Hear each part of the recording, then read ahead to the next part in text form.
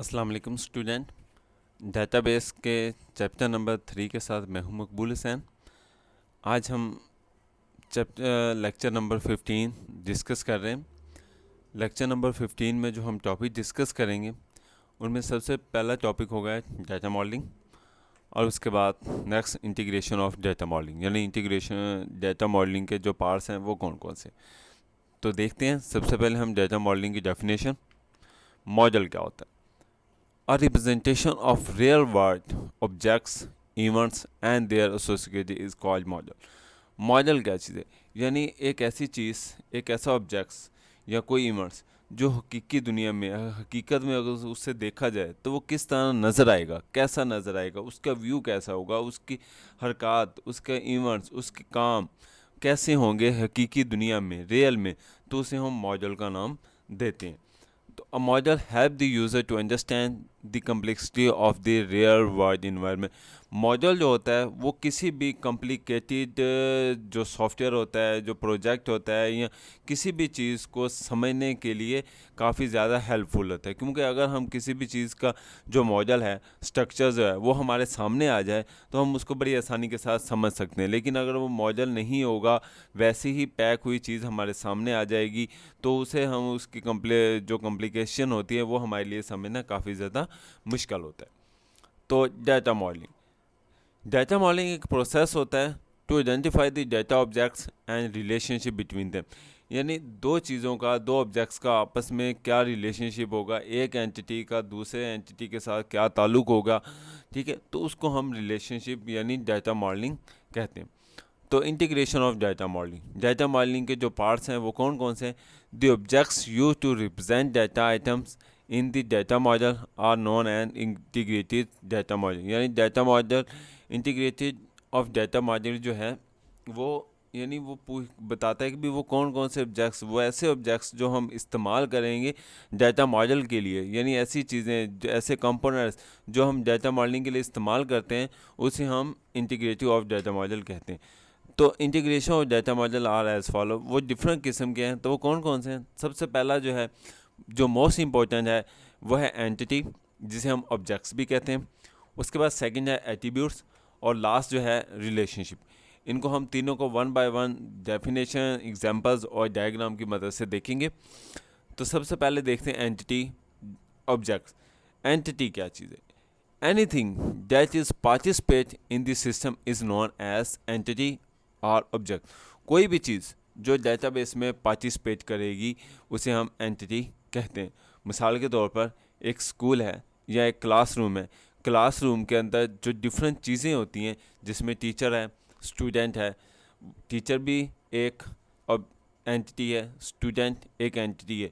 वहाँ white board marker होगा या या रूम्स जो है वो, या चेयर्स जो हैं, जो बुक्स हैं, वो सारी की सारी जो हैं वो एक क्लास के लिए एंटिटीज़ होती हैं, जिसे object. An entity can be person, एक एंटिटी जो है वो कोई भी इंसान हो सकता है, जिस तरह मैंने कहा स्टूडेंट या टीचर।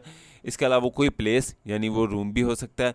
इसके अलावा थिंग्स, यानी क्या चीज़ है, यानी वो एक जगह भी हो सकती है, मींस चेयर्स भी हो सकती हैं। या इवेंट्स, यानी मिसाल के तौर पर लेक्चर्स है, सेकंड लेक्चर्स है या थर्ड लेक्चर है, for which data is collected and maintain in this system. ये सारी चीज़ें जो हैं डाटा को मेंटेन करने के लिए और इकट्ठा करने के लिए इस्तेमाल होती हैं। तो example of entity and objects, different entities की एग्जांपल्स हैं। मिसाल के तौर पर अगर हम पर्सन में देखा जाए तो उसमें टीचर, प्लेयर और डॉक्टर, और ये क्या चीज़ है, ये हमारी एंटिटीज़ में आते हैं। इसके अलावा अगर हम प्लेस में देखा जाए तो जो कंट्री होता है या जो सिटी है वो भी हमारी एंटिटीज़ में आते हैं। इसके अलावा ऑब्जेक्ट्स, व्हीकल्स, टॉयज़ या कोई भी फर्नीचर, वो भी एंटिटीज़ कहलाते हैं। और लास्ट जो है इवेंट्स, यानी जिसमें सेल्स हो गया या रजिस्ट्रेशंस हो गई, तो इसे भी हम एंटिटीज़ कहते हैं।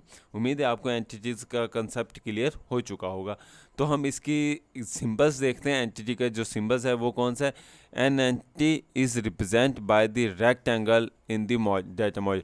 डाटा मॉडल के अंदर हम एंटिटी को अगर तस्वीरी शक्ल में देखा जाए तो एक रेक्टेंगल की शक्ल में देखा जाता है। तो ये आपके सामने स्क्रीन पर मौजूद है। जिस तरह टीचर, ये भी एक एंटिटी है, स्टूडेंट, ये भी एक एंटिटी है। तो स्टूडेंट का सिंबल्स भी आपके सामने है, यानी वो एक रेक्टेंगल है, और टीचर्स का भी सिंबल जो आपके सामने है वो भी एक रेक्टेंगल है। यानी अगर हम एंटिटी को रिप्रेजेंट करेंगे तस्वीरी शक्ल में तो उसको हम रेक्टेंगल की शक्ल में बताएंगे, ना कि डायमंड में या सर्कल में नहीं बताएंगे। उसके बाद हमारे पास जो सेकंड टॉपिक होगा वो है attributes. Attributes, the characteristics of an entity are called attributes या प्रॉपर्टीज। यानी एंटिटी की जो कैरेक्टरिस्टिक्स होती हैं, जिसे हम खुसूसियात कहा जाता है, वो चाहे अच्छी हों चाहे बुरी हों, वो एट्रीब्यूट्स कहलाती हैं, जिसे हम प्रॉपर्टीज़ कहा जाता है। यानी एक एंटिटीज़ के पास क्या कुछ है उसे हम एट्रीब्यूट्स कहते हैं या उसकी प्रॉपर्टीज़ कहते हैं। मिसाल के तौर पर an entities may have many attributes are used to define object an entity. हो सकता है एक एंटिटी के पास बहुत सारी एट्रीब्यूट्स हों जो हम वो ऑब्जेक्ट्स के लिए या एंटिटी के लिए इस्तेमाल की जाती हैं। तो एट्रीब्यूट्स की एग्जांपल देखते हैं। Attributes of an entity teachers are name, gender, appointment date, pay scale, nationality and telephone numbers etc। यानी एक टीचर है, टीचर एक एंटिटी है, लेकिन उसकी खुसूसियात जो है वो बहुत सारी हो सकती हैं, जिसमें उसका नाम है, उसका जेंडर है, उसकी अपॉइंटमेंट डेट है, उसका पे स्केल है। तो ये सारी जो है ना, यानी name, gender, appointment date, pay scale, nationality या उसका टीचर्स का टेलीफोन नंबर, ये सारी टीचर्स की खुसूसियात है जिसे हम एट्रीब्यूट्स कहते हैं। तो यानी एंटिटी तो एक टीचर है, लेकिन उसकी जो खुसूसियात है ना, वो सारी जो है वो उसकी एट्रीब्यूट्स कहलाती हैं, जिसे हम प्रॉपर्टीज़ भी कहते हैं। तो इसका सिंबल्स भी आपके सामने स्क्रीन पर मौजूद है। An attributes is represent in an oval. तो एट्रीब्यूट्स का जो सिंबल है वो ओवल में हम शो करते हैं। The name of attributes is written inside the oval as follow. तो जिस तरीके से आपके सामने स्क्रीन पर मौजूद है, टीचर जो है एक एंटिटी है, लेकिन इसकी जो खुसूसियात हैं जो हमने आपके सामने दिखा रहे हैं, नेम, जेंडर और लास्ट डिग्री, ये इसकी क्या चीज़ें, ये इसकी कैरेक्टरिस्टिक्स हैं जिसे हम प्रॉपर्टीज़ भी कहते हैं। तो जो हमारी कैरेक्टरिस्टिक्स होती हैं उसे हम ओवल में शो किया जाता है, लेकिन जो एंटिटीज़ होती हैं उसे हम रेक्टेंगल में शो करते हैं। तो ये बात जहन में रखना, ठीक है। तो यानी टीचर की जो कैरेक्टरिस्टिक्स होती हैं उसको हम इस तरीके से रिप्रेजेंट करते हैं। उसके बाद नेक्स्ट हमारे पास जो है वो है रिलेशनशिप। रिलेशनशिप यानी a logical connection between different entities is called relationship. यानी मुख्तलिफ एंटिटीज़ का जो आपस में कनेक्शन होता है, लेकिन वो भी लॉजिकली। लॉजिकल का मतलब यानी जो एक दूसरे से मिलती हो। मिसाल के तौर पर टीचर का स्टूडेंट के साथ जो है वो रिलेशनशिप, लेकिन टीचर्स का एक क्लर्क के साथ रिलेशनशिप हो सकता है, लेकिन एक स्टूडेंट है, स्टूडेंट का यानी एक क्लर्क के साथ रिलेशनशिप किस फॉर्म में हो। तो यानी अगर हम देखा जाए तो यानी टीचर का स्टूडेंट के साथ जो रिलेशनशिप है वो एक लॉजिकली है, ठीक हो गया। यानी जिसका हम मिसाल के तौर पर एक क्लास में ICS की क्लास है, यानी कंप्यूटर की क्लास है, उसमें जो कंप्यूटर का टीचर है उसका हम कंप्यूटर के स्टूडेंट के साथ रिलेशनशिप हो सकता है।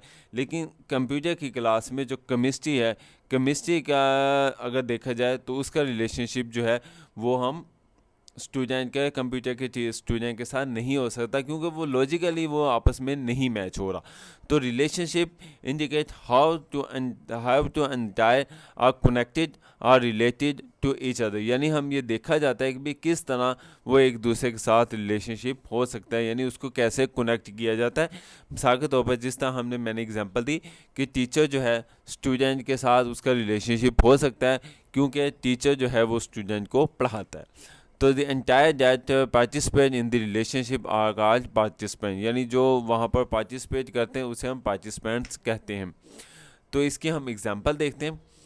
Books, the book store. तो बुक का बुक स्टोर के साथ एक रिलेशनशिप है। इसके अलावा हमारे पास और भी बहुत सारी एग्जांपल्स हो सकती हैं जिस तरह टीचर्स का स्टूडेंट के साथ है। तो उम्मीद है आपको आज का लेक्चर समझ आया होगा। बुक को अच्छे से रीड करें। अगर कोई क्वेश्चन हो तो हम उससे कंडक्ट कर सकते हैं। अपना ख्याल रखिएगा। अल्लाह हाफिज़, फ़ी अमान अल्लाह।